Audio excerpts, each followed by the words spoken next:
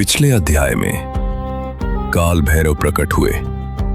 उन्होंने दिखाया कि नियम केवल बनाए नहीं जाते, उनकी रक्षा भी की जाती है। काशी शांत हुई, मृत्यु सीमित हुई, लेकिन अब सृष्टि के सामने सबसे बड़ा प्रश्न खड़ा था। यदि मृत्यु सत्य है तो जीवन क्या है? यदि शरीर मिट जाता है तो फिर मैं कौन हूं? मनुष्य स्वयं को शरीर समझ बैठा था। वही उसका अहंकार था, वही उसका भय था। वो चेहरे से प्रेम करता था, आत्मा से नहीं, और इसलिए मृत्यु से तोड़ देती थी। शमशान में हर शरीर एक समान हो जाता है।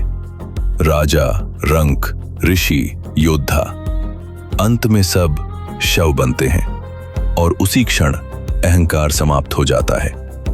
इसलिए कहा गया, शिव बिना शक्ति के शव हैं, क्योंकि चेतना के बिना शरीर केवल मिट्टी है, और जब चेतना जागती है वही शरीर शिव बन जाता है। अघोरी शव से घृणा नहीं करते, वे उसमें सत्य देखते हैं, क्योंकि जो शरीर से चिपक गया वो कभी मुक्त नहीं हो सकता। अघोर मृत्यु की पूजा नहीं है, अघोर भ्रम का अंत है। सबसे कठिन मृत्यु शरीर की नहीं होती, सबसे कठिन मृत्यु अहंकार की होती है, क्योंकि मनुष्य सब छोड़ सकता है लेकिन स्वयं को नहीं। और जब मैं टूटता है तभी शिव प्रकट होते हैं। महाकाल विनाश नहीं है, वे स्मरण है कि जो जन्मा है वह मिटेगा, और जो सत्य है वो कभी नहीं मिटेगा। इसलिए मृत्यु से मत डरो, अधूरे जीवन से डरो।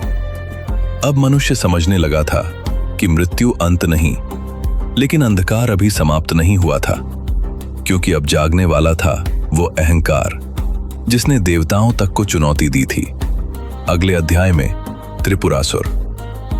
जो स्वयं को शरीर समझता है वो मृत्यु से डरता है। जो स्वयं को चेतना समझ ले वही शिव के निकट पहुंचता है।